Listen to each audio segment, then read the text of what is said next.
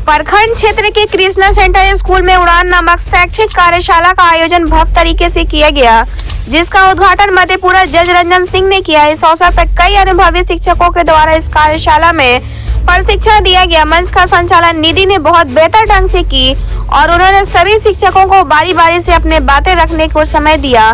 सभी शिक्षकों ने अपनी अपनी बातें इस कार्यशाला में रखें। शिक्षक विनय सिंह के द्वारा वैज्ञानिक तकनीकी को बढ़ावा देने के लिए कई गतिविधियां कराई गयी। इस अवसर पर कृष्णा सेंटर स्कूल के निर्देशक आलोक सिंह ने बच्चों को कक्षा प्रबंधन पर प्रशिक्षण दिया गया। ब्यूरो रिपोर्ट, बिहार दर्शन। इस चीज के साथ हम कभी भी ये समझ के नहीं कर सकते कि बस आज हमने पढ़ाया और कल तो सिर्फ क्वेश्चन आंसर करा देना या सिर्फ पढ़ा देना। आप अनुभव साझा कर रहे हैं तो फिर अनुभव बहुत पूरे जीवन काम आता है, तो ये जांच परख के ही होनी चाहिए। चलिए आगे बढ़ते हैं। हमारी भारतीय सभ्यता संस्कृति जो कि संस्कृत से बहुत ज्यादा रिलेटेड है, उनके विद्वान है, तो वो क्या कहते हैं सुबह में? सुबह सुबह तो मैं अपने हाथों को देखता ही हूँ, लेकिन उसके बाद आत्मचिंतन करते हैं, इसलिए कि प्रभु आज एक नई ऊर्जा का संचार और नए शब्दों का मेरे अंदर एक प्रस्फुटन करे, ताकि मैं अपने बीच, अपने विद्वानों के बीच और बच्चों के बीच अपने उस ज्ञान को वितरित कर सकूं। मैं यही चिंतन करता हूँ। रिकॉर्डिंग करना कुछ न कुछ सामान्य लोगों से ज़्यादा ही समझ रखते होंगे, और यही मैं आशा भी करता हूँ और अपेक्षा भी करता हूँ। ये विद्यालय शायद इसीलिए वर्कशॉप रखा होगा, उनका अनुभव कैसे जो है एक दूसरे से, जब हम वर्कशॉप रखते हैं तो उसका मतलब ये होता होगा कि जब जो लोग पार्टिसिपेंट हैं, जो प्रतिभागी हैं, उनके अपने अपने अनुभव, जो व्यक्तिगत अनुभव हैं, वो दूसरे लोगों के पास भी पहुँचे, उनका अनुभव उनके पास और उससे दूसरे पास और दूसरे का अनुभव उनके पास आए, जिससे कि समग्र विकास मस्तिष्क और वो ज्ञान का हो। यही कारण रहता है, वर्कशॉप का ही उद्देश्य रहता है।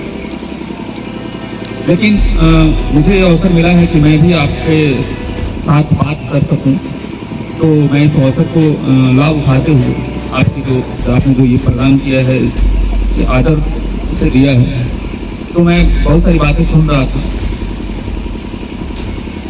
मैं जरूर कुछ अपने शब्द भी कहना चाहता हूँ, जिसमें सेंट्रलाइज्ड जो वर्ड यूज हुआ बार बार इस पूरे वर्कशॉप में, वो क्रिएटिविटी की बात हो रही थी लगातार। तो मैं शिक्षकों से ये जानना चाह रहा था कि हमारे यहाँ बैठे कोई व्यक्ति इस क्रिएटिविटी का अर्थ क्या समझते हैं, इसका मतलब क्या समझते हैं, क्रिएटिविटी मतलब होता क्या होगा, तो कब कहेंगे कि ये क्रिएटिविटी है। कोई उदाहरण से यदि बता सके हमें तो। सूरज को ही अंग्रेजी में जो है वो, और हिंदी में भी सूर्योदय कहते हैं, मतलब उदय है, और अंग्रेजी में भी वो राइज। तो राइज करने का मतलब कि सूरज का उगने से का जो वर्ड है वो राइजिंग जो वर्ड है वो इसके लिए यूज किया जाता है। और उड़ान और राइजिंग ये दोनों आपस में बहुत कोरिलेट करते हैं। तो जैसे जैसे सूरज बढ़ता है वैसे वैसे हमारा जो है जीवन बढ़ता है। मैं भी कुछ दिन पहले सुन रहा था कि